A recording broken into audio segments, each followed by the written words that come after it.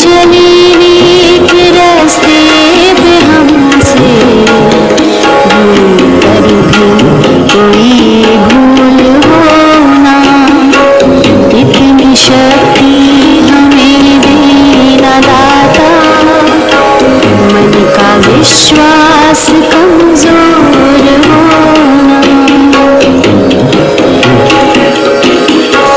दूर अज्ञान के हो अंधेरे, तू हमें ज्ञान की रोशनी दे, हर बुराई से बचते रहे हम, जितनी भी दे भली जिंदगी दे, बैर होना किसी का किसी से, भावना मन में बदले की होना, हम चले नेक रास्ते पे हमसे भूल कर भी कोई भूल होना, इतनी शक्ति हमें देना दाता, मन का विश्वास कमजोर होना।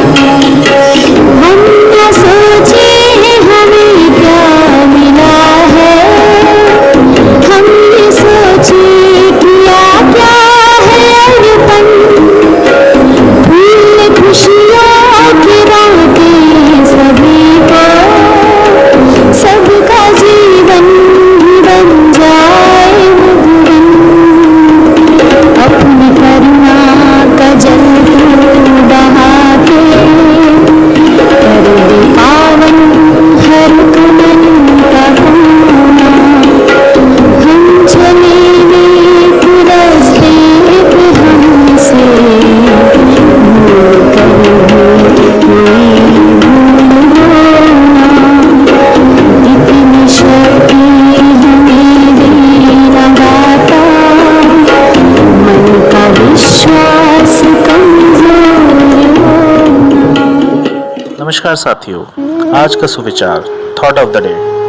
Make use of your qualities, you will experience progress in every step of life. अपनी विशेषताओं का प्रयोग करो, जीवन के हर कदम में प्रगति का अनुभव होगा। अर्थात जिन कार्यों को करने में आपकी रुचि है वह जिन्हें आप बहुत अच्छे से कर सकते हैं, यदि उनमें और अधिक प्रयास करेंगे तो निश्चित ही सफलता के नए आयामों को प्राप्त कर पाएंगे। धन्यवाद। नमस्कार। आज का शब्द today's word update, UPDATE update. Update का अर्थ है अद्यतन या नवीनतम बनाना। जब कोई डाटा पुराना हो और उसमें कोई चेंज करना हो तो उसे कहते हैं अपडेट। जैसे कि हमारे मोबाइल का सॉफ्टवेयर जब पुराना हो जाता है और कोई नया वर्जन आता है तो हमारे मोबाइल में नोटिफिकेशन आती है, please update the new version. आपका एड्रेस चेंज हो तो आप बताएंगे, please update my address in your mailing list. Thank you. नमस्कार, प्रस्तुत है आज की पहेली। 3 अक्षर का मेरा नाम, 3 अक्षर का मेरा नाम, प्रथम कटे तो राम का नाम, मध्य कटे तो फल का नाम, ध्यान से सोचना, अंत कटे तो काटने का काम। तो बोलो क्या है मेरा नाम? उत्तर है आराम। नमस्कार, अब चलते हैं आज के दिन के इतिहास की ओर। आज के दिन अर्थात 20 अक्टूबर को आधुनिक भारत के इतिहास की कई गाथाएं अपने आप में समेटे हुए हुगली नदी के बाएं किनारे स्थित कोलकाता अर्थात कलकत्ता को सन 1774 में भारत की राजधानी बनाया गया था। आज के दिन की दूसरी महत्वपूर्ण घटना 20 अक्टूबर सन 1832 में एडवर्ड टर्नर ने पहली बार रसायनों के लिए चिन्ह का प्रयोग किया। धन्यवाद। प्यारे बच्चों, मैं मनीषा जैन आज के विशेष के साथ। आज के विशेष का विषय है विश्व ऑस्टियोपोरोसिस दिवस। बच्चों, संपूर्ण विश्व में 20 अक्टूबर को ऑस्टियोपोरोसिस की रोकथाम, निदान और उपचार हेतु जागरूकता बढ़ाने के उद्देश्य से यह दिवस मनाया जाता है। इस बीमारी का सबसे सामान्य कारण आयु है। अब बच्चों चलिए जानते हैं कि ऑस्टियोपोरोसिस है क्या। ऑस्टियोपोरोसिस एक चिकित्सा स्थिति है जो हड्डियों को नाजुक एवं कमजोर बनाती है। इसमें हड्डी इतनी नाजुक हो जाती है कि गिरने, खांसने और झुकने पर भी टूट सकती है। इस बीमारी में फ्रैक्चर आमतौर पर रीढ़, कलाई और कूल्हे पर होते हैं। आपकी उम्र जितनी बढ़ती है, आपको हड्डियों का क्षरण उतना अधिक होने की संभावना होती है, खासकर यदि आप पर्याप्त मात्रा में कैल्शियम नहीं लेते।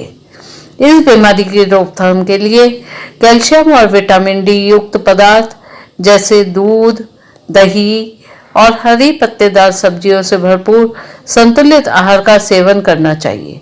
धन्यवाद। सुप्रभात। आइए अब चलते हैं आज की प्रश्नोत्तरी की ओर। आज की प्रश्नोत्तरी का पहला प्रश्न है, किस नदी को बृहदगंगा कहा जाता है? इसका उत्तर है गोदावरी। प्रश्न 2, कौन सी नदी अपना मार्ग बदलने के लिए प्रसिद्ध है? इसका उत्तर है कोसी नदी। प्रश्न 3, पंचगंगा और दूधगंगा किसकी सहायक नदियां हैं? इसका उत्तर है कृष्णा नदी। प्रश्न 4, शिप्रा नदी किसकी सहायक नदी है? इसका उत्तर है चंबल नदी। धन्यवाद। Good morning. आज की कहानी का शीर्षक है एकता में बल।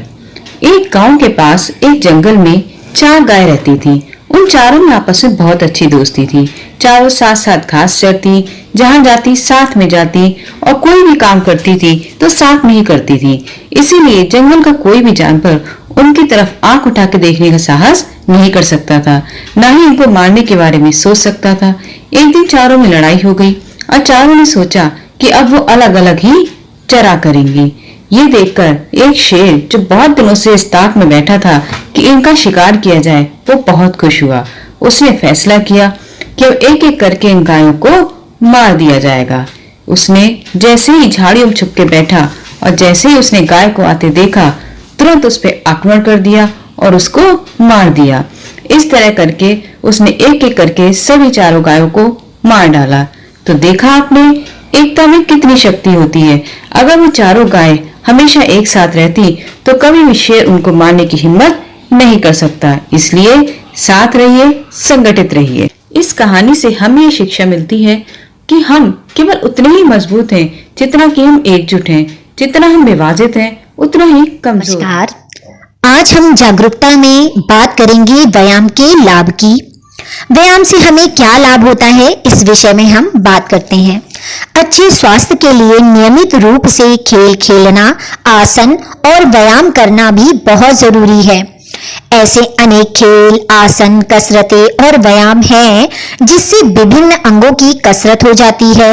नियमित व्यायाम से हाथ, पैर, धड़, सिर, पेट, पीठ, पैर आदि की कसरत होती है और वे मजबूत बनते हैं। व्यायाम इतना अधिक नहीं करना चाहिए कि उससे शरीर में थकान आ जाए। व्यायाम से शरीर को कई लाभ प्राप्त होते हैं। इससे शरीर में स्फूर्ति बनी रहती है। सांस तथा रक्त संचालन की क्रियाएं भी ठीक रहती हैं। व्यायाम के कुछ समय बाद हल्का जलपान अवश्य कर लेना चाहिए। धन्यवाद। आप सभी को संजीव शर्मा का नमस्कार। आप देख रहे हैं प्रेरणा सूची में दर्शाए गए लर्निंग आउटकम को प्राप्त करने के लिए की जा रही गतिविधियों से संबंधित प्रोग्राम, जिसमें हम रोज एक एलो कोड को लेकर बात करते हैं। आज के हमारे एलो कोड हैं M207 और M208, जो प्रेरणा सूची में कक्षा 2 विषय गणित के लिए हैं। इन लर्निंग आउटकम में कहा गया है कि संख्याओं की समझ एवं गणितीय कार्य में छात्र एक अंकीय संख्याओं का गुणा कर पाते हैं। उनका गुणनफल 99 से अधिक नहीं होना चाहिए। तो आइए देखते हैं आज की गतिविधि किस प्रकार से कर सकते हैं। ध्यान रहे, यहां दी गई गतिविधियां एक उदाहरण मात्र हैं। साथियों, हमारी आज की गतिविधि का नाम है बोल भाई कितने। आपको करना क्या है, शिक्षक छात्रों को लेकर मैदान में आ जाएं और एक बड़े गोले में उनको खड़ा कर लें। स्वयं शिक्षक गोले के बीचों बीच रहें और छात्रों को अपने स्थान पर घूमने को कहें, यानी पूरा गोला गोल गोल घूमेगा। ताली बजाते हुए छात्र गाएंगे, बोलो भाई कितने, बोलो भाई कितने। जब छात्र गा रहे होंगे, तालियां बजा रहे होंगे, आप भी उनके साथ मस्ती से तालियां बजाइए और अचानक से कोई एक संख्या बोल दीजिए। जैसे आपने कहा 4, तो ये पहले से निर्देशित करके रखें कि जो संख्या आप बोलेंगे छात्र आपस में उतनी संख्याओं के समूह में इकट्ठे हो जाएंगे। तो जैसे ही आप बोलेंगे 4, तो सभी छात्र 4-4 के समूह में विभाजित हो जाएंगे। ध्यान रखने योग्य बात यह है कि संख्याएं उसी तरह से बोलें जितने कुल छात्र हों, कोई भी छात्र अलग नहीं रहना चाहिए। अब शिक्षक पूछेंगे, बोलो भाई कितने? सभी छात्रों से पूछें। सभी छात्र पहले समूह गिनेंगे कि 4-4 के कुल कितने समूह हैं। अब आप उन्हें निर्देशित करें कि वो कुल छात्रों की संख्या बताएं और इसका प्रदर्शन ब्लैक बोर्ड के माध्यम से करें। मान लीजिए 4-4 के 5 समूह बने, तो 4 धन 4 धन 4 धन 4 धन 4, यानी 5 बार जब जोड़ेंगे तो संख्या आप लिखकर बता सकते हैं। तब छात्रों को समझाएं कि इसको हम ऐसे भी लिख सकते हैं दिए गए चित्र के अनुसार, 4 गुणित 5 बराबर 20। इस प्रकार की प्रक्रियाएं दोहराते रहें और बार बार छात्रों से पूछें जब तक कि वो इसमें पूरी तरह से पारंगत नहीं हो जाते हैं। इस प्रकार की गतिविधियों को कराने के लिए आपकी सक्रिय सहभागिता की बहुत ज्यादा जरूरत है और प्रत्येक छात्र पर ध्यान देने की आवश्यकता है। संख्याओं को अपने अनुसार चयनित कर सकते हैं, छात्रों की संख्या घटा या बढ़ा भी सकते हैं। सभी शिक्षकों से अनुरोध है कि प्रत्येक गतिविधि में रोचकता से परिपूर्ण होनी चाहिए और छात्रों को समुचित निर्देशों के साथ ही कोई गतिविधियां कराएं। और जब भी छात्र अपनी बात कह रहे हो तो उनकी बात को गंभीरता से सुने और गंभीरता से सुनने के साथ साथ किसी भी गतिविधि को और रोचक बनाने के लिए आप उसमें पूरी तरह से तल्लीन होकर प्रतिभाग कीजिए, क्योंकि गतिविधि को रोचक बनाने के लिए छात्रों के साथ साथ आपकी सक्रिय सहभागिता बहुत जरूरी है। तो कराते रहें गतिविधियां और हासिल करें प्रेरणा लक्ष्यों को। हम बनाएंगे प्रेरक प्रदेश उत्तर प्रदेश। जय हिंद, जय शिक्षा। सुन सुन सुन मेरी मुन्नी सुन, ज्ञान की गंगा बहे, प्रदेश ये प्रेरक बने। सर्वांगीण विकास हो, उन्नयन की बात हो, अभ्युदय की बात हो, शिक्षकों का साथ हो।